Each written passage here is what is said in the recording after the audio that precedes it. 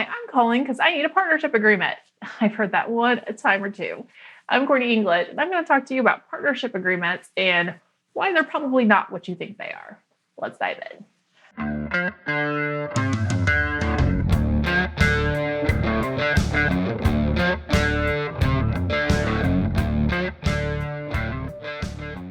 First off, a partnership agreement is really kind of a false language. If most people, what they do is they set up an LLC with a partner and they call me and say, I need a partnership agreement. Wrong. You need an operating agreement. An operating agreement talks about the people that own in your business that are members of your LLC and how they work together. So if you haven't watched my video on operating agreements, please go back to that so you can understand the details in an operating agreement. But for our purposes, a partnership means that two people have come together and they have formed some kind of venture. So let's say they both put their names on an LLC.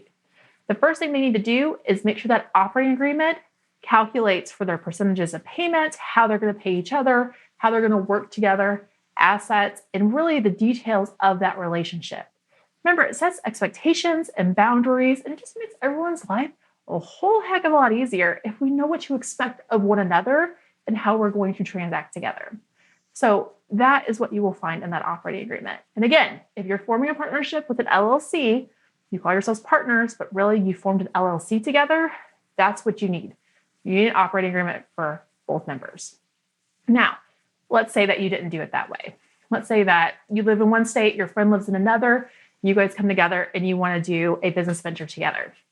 There's a couple different ways we can structure this, but what I'm typically going to advise, if you call me, if you don't have a business entity set up together, that means there's no LLC, there's no corporation, you're just two separate people that want to plot a chart together. If that is you, you're likely going to fall under the joint venture category. A joint venture means that you both have typically your own LLCs, your own businesses, but you want to come together to do a program. You want to come together to do a training. You want to come together to group coach for a certain duration. That is where a joint venture comes in. It's not a true partnership because we still have our respective businesses and our own liabilities, but we come together to see how this program goes. We come together to see how this coaching or how our clients respond if they like our marketing.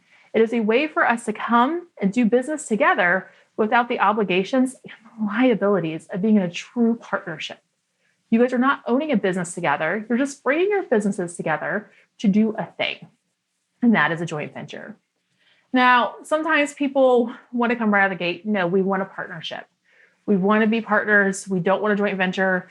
What's the best way to do this? And the lawyer answer that no one likes, it really does depend.